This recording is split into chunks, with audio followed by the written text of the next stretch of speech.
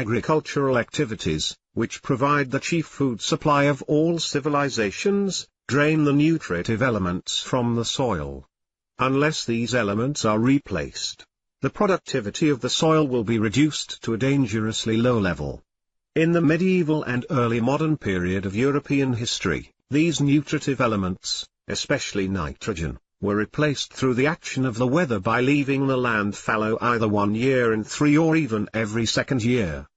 This had the effect of reducing the arable land by half or 1/3. The agricultural revolution was an immense step forward, since it replaced the year of fallowing with a leguminous crop whose roots increased the supply of nitrogen in the soil by capturing this gas from the air and fixing it in the soil in a form usable by plant life. Since the leguminous crop which replaced the fallow year of the older agricultural cycle was generally a crop like alfalfa, clover, or sainfoin which provided feed for cattle, this agricultural revolution not only increased the nitrogen content of the soil for subsequent crops of grain but also increased the number and quality of farm animals, thus increasing the supply of meat and animal products for food, and also increasing the fertility of the soil by increasing the supply of animal manure for fertilizers. The net result of the whole agricultural revolution was an increase in both the quantity and the quality of food. Fewer men were able to produce so much more food that many men were released from the burden of producing it and could devote their attention to other activities, such as government, education, science, or business. It has been said that in 1700 the agricultural labor of 20 persons was required in order to produce enough food for 21 persons, while in some areas, by 1900, 3 persons could produce enough food for 21 persons, thus releasing 17 persons for non-agricultural activities. This agricultural revolution, which began in England before 1725, reached France after 1800, but did not reach Germany or northern Italy until after 1830. As late as 1900 it had hardly spread at all into Spain, southern Italy and Sicily, the Balkans, or Eastern Europe generally.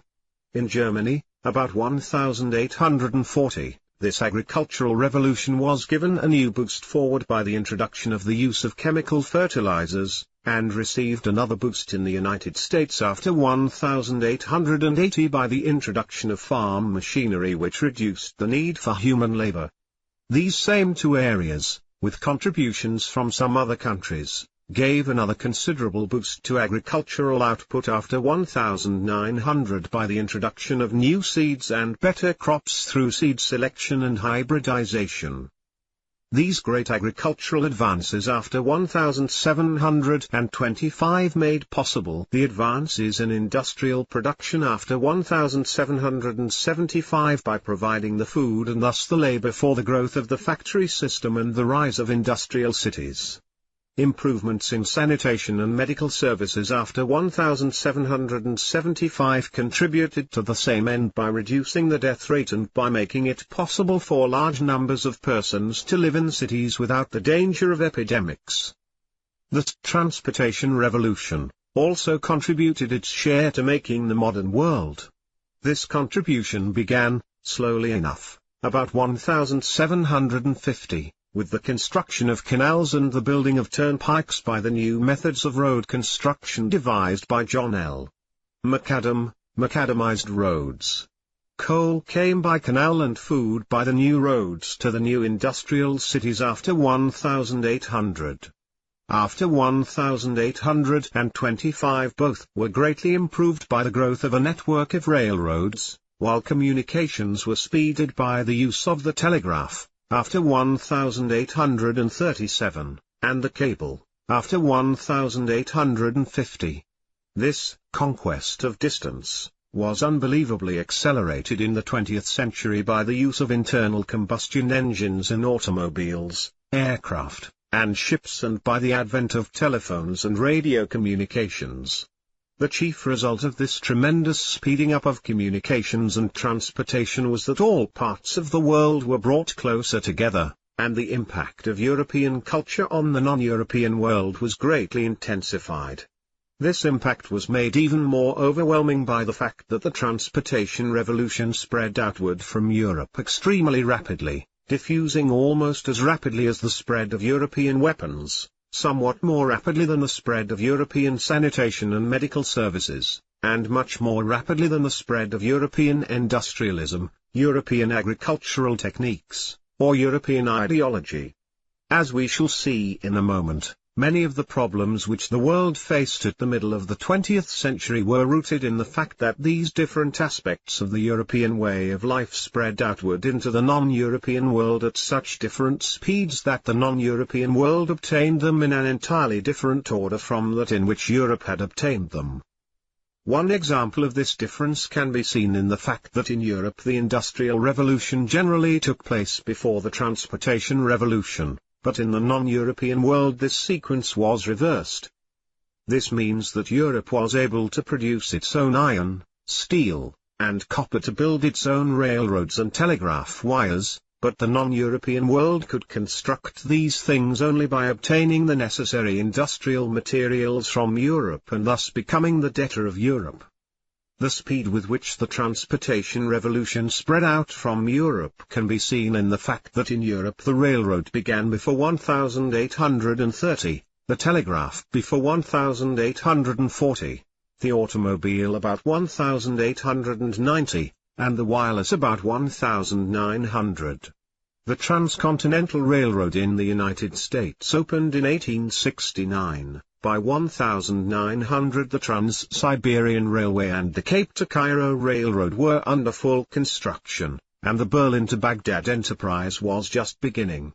By that same date 1900 India, the Balkans, China, and Japan were being covered with a network of railroads, although none of these areas, at that date, was sufficiently developed in an industrial sense to provide itself with the steel or copper to construct or to maintain such a network. Later stages in the transportation revolution, such as automobiles or radios, spread even more rapidly and were being used to cross the deserts of the Sahara or of Arabia within a generation of their advent in Europe. Another important example of this situation can be seen in the fact that in Europe the agricultural revolution began before the industrial revolution. Because of this, Europe was able to increase its output of food and thus the supply of labor necessary for industrialization. But in the non-European world, except North America, the effort to industrialize generally began before there had been any notable success in obtaining a more productive agricultural system. As a result, the increased supply of food, and thus of labor, needed for the growth of industrial cities in the non-European world has generally been obtained, not from increased output of food so much as from a reduction of the peasants' share of the food produced. In the Soviet Union, especially, the high speed of industrialization in the period 1926 to 1940 was achieved by a merciless oppression of the rural community in which millions of peasants lost their lives. The effort to copy this Soviet method in communist China in the 1905 brought that area to the verge of disaster. The most important example of such differential diffusion rates of to European developments appears in the difference between the spread of the food-producing revolution and the spread of the revolution in sanitation and medical services. This difference became of such world-shaking consequences by the middle of the 20th century that we must spend considerable time examining it. In Europe the agricultural revolution which served to increase the supply of food began at least 50 years before the beginnings of the revolution in sanitation and medical services which decreased the number of deaths and thus increased the number of the population. The two dates for these two beginnings might be put roughly at 1725 and 1775. As a result of this difference, Europe generally had sufficient food to feed its increased population. When the population reached a point where Europe itself could no longer feed its own people, say about 1850, the outlying areas of the European and non-European worlds were so eager to be industrialized, or to obtain railroads, that Europe was able to obtain non-European food in exchange for European industrial products. This sequence of events was a very happy combination for Europe, But the sequence of events in entire non-European world was quite different and much less happy. Not only did the non-European world get industrialization before it got the revolution in food production, it also got the revolution in sanitation and medical services before it got a sufficient increase in food to take care of the resulting increase in population. As a result, the demographic explosion which began in northwestern Europe early in the 19th century spread outward to Eastern Europe and to Asia with increasingly unhappy consequences as it spread. The result was to create the greatest social problem of the 20th century world. Most stable and primitive societies, such as the American Indians before 1492 or medieval Europe, have no great population problem because the birth rate is balanced by the death rate. In such societies both of these are high, the population is stable, and the major portion of that population is young, below 18 years of age. This kind of society, frequently called population type A, is what existed in Europe in the medieval period, say about 1400, or even in part of the early modern period, say about 1700.